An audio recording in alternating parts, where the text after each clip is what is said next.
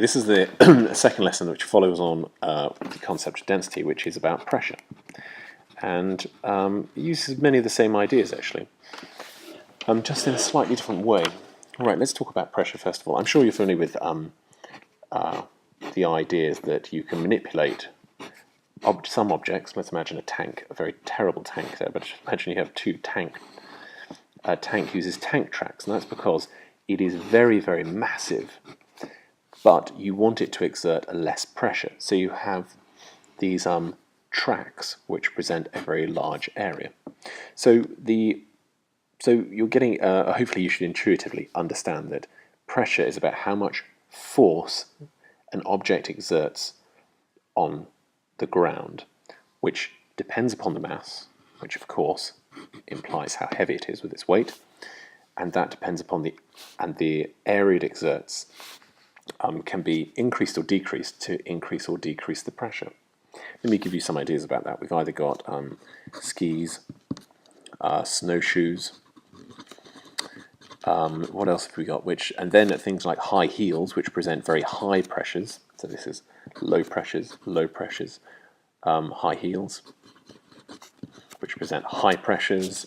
Drawing pin, that's quite interesting, because with a drawing pin, if you press on one end, i.e. this end, you're okay and you can exert and it doesn't hurt. Whereas if you were to press that end with your finger, it would really hurt because you have a much difference.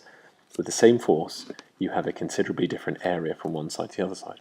Of course, it's less painful here because it exerts less pressure. It is more painful here because there's a higher pressure, all because of the difference in the area. So really what we're talking about with pressure is pressure says how much force is being exerted for a specific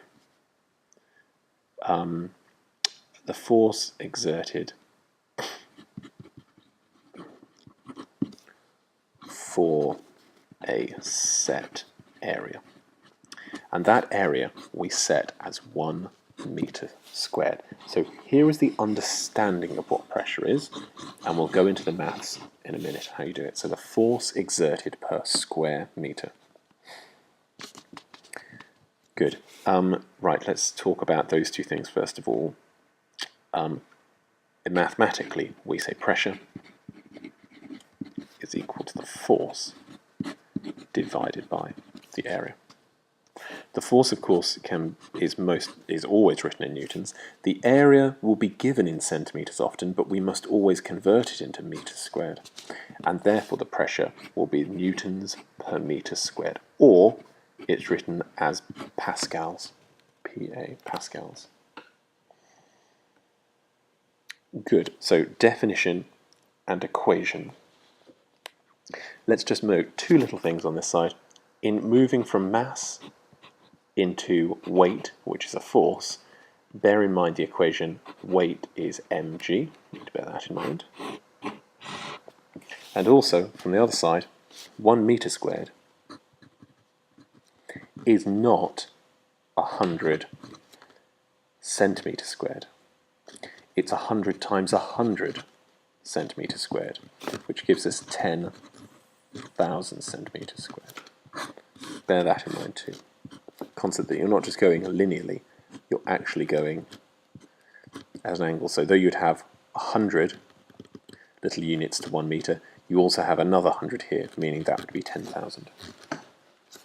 Okay, so bearing those two things in mind, let's give some examples to this. Let's look at a bicycle. So here are the examples. Okay, the tyres on the bike.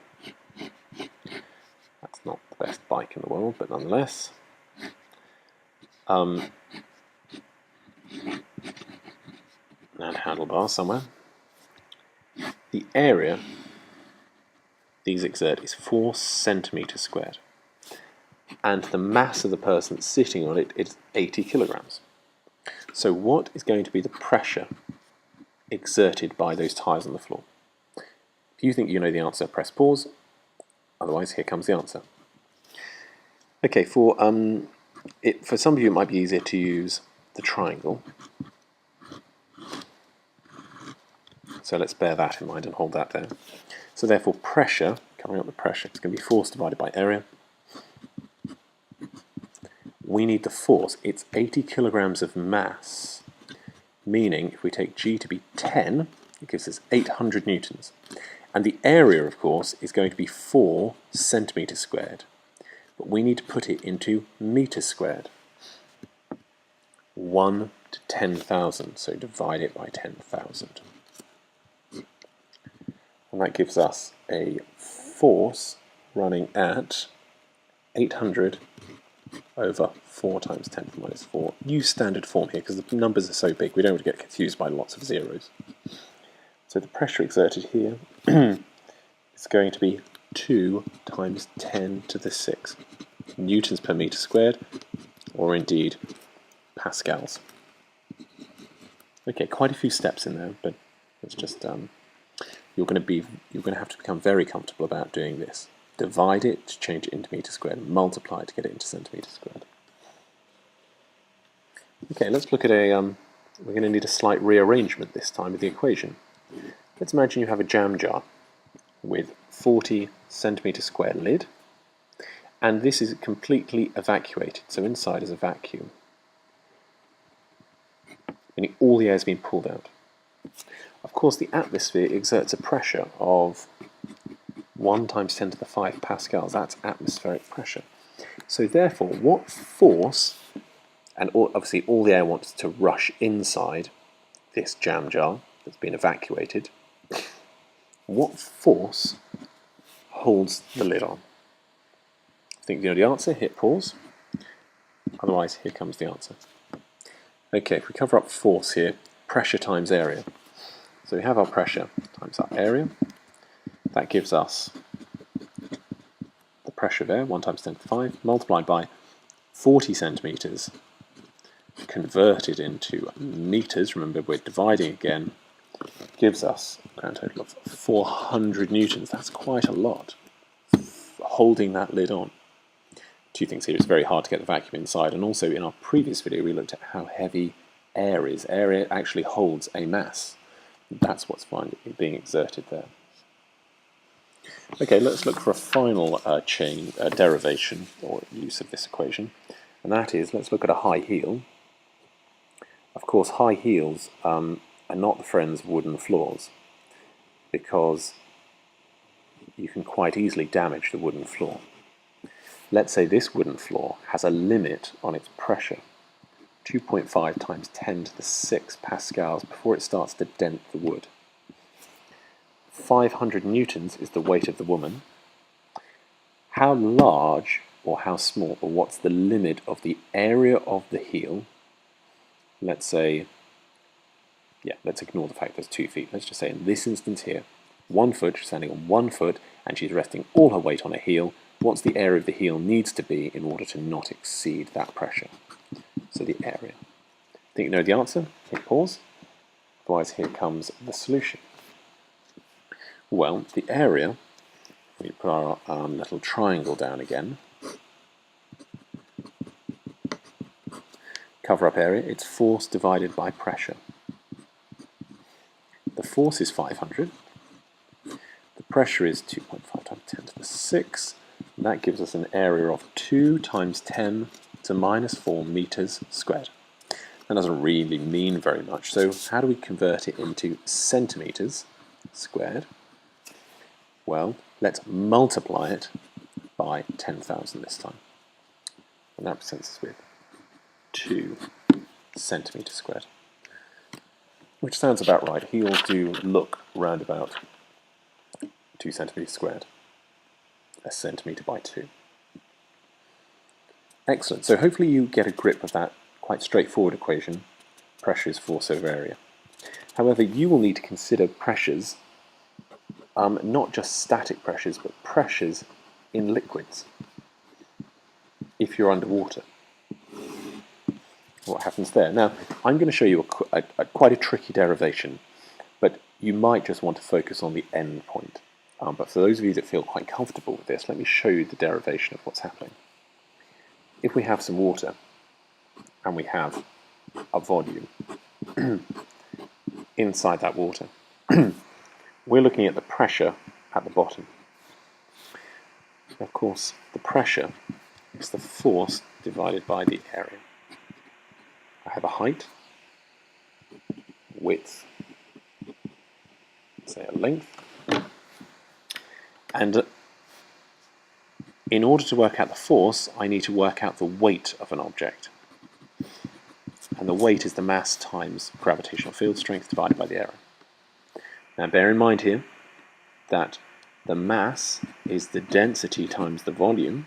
I took that from the last video.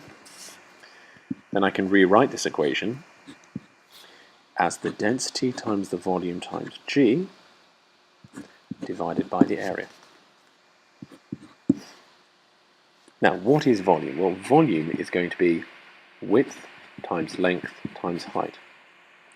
What is the area? Well, that's the width times the length. So if I'm dividing volume by area, then I'm dividing these, that gives me height. So therefore, pressure is rho g h.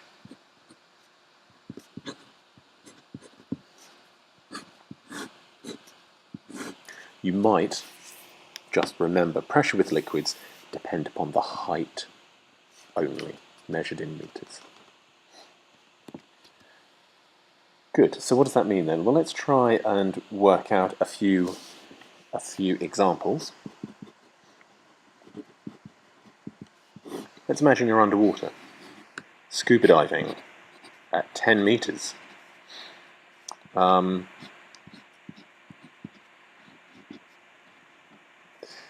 It's a terrible picture, but nonetheless.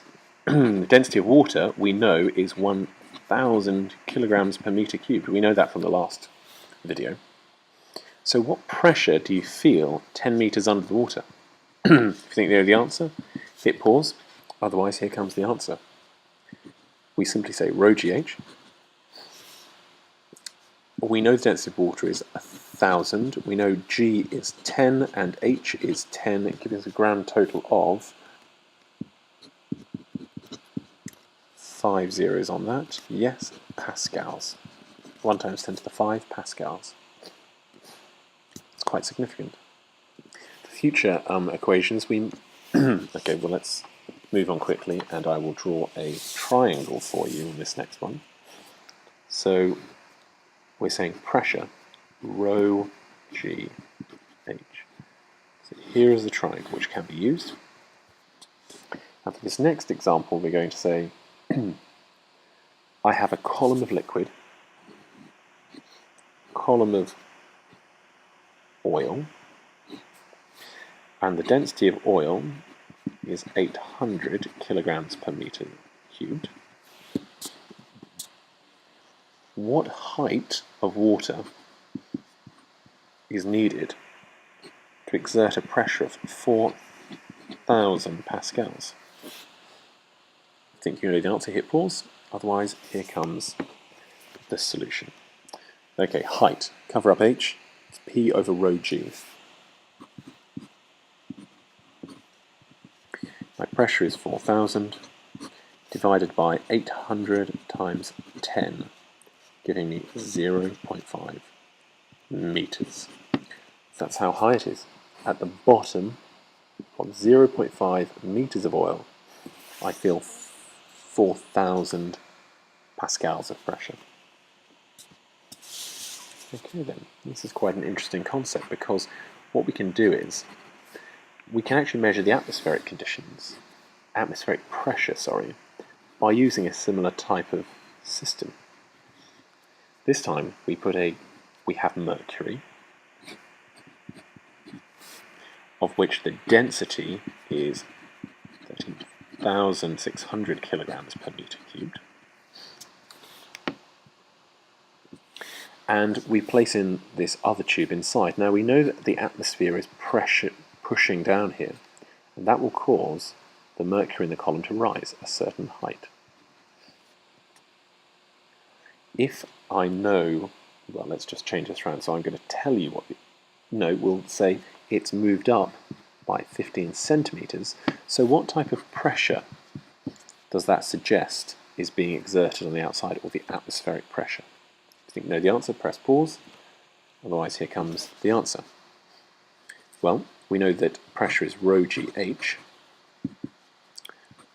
13,600 multiplied by 10 by 0.15, careful with that, gives us a pressure of 20,400 pascals.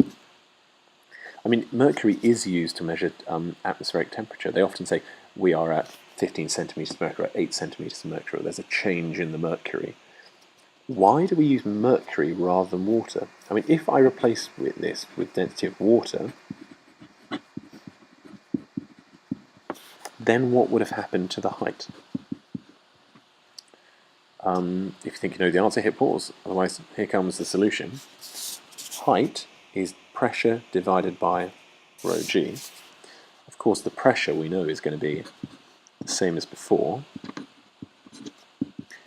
20,400, divided by the 1,000, which is the density of water, and that gives us 10,000. So divide that by 10,000, 2.04 meters. So suddenly we've got 2.04 meters of this, which is really impracticable to have a 2-meter column of water that moves up and down. So the more dense it is, the less movement is needed, so it makes it practical. That's why I use mercury, the most densest liquid there is. Okay, I hope that all makes sense. That's the end of pressure.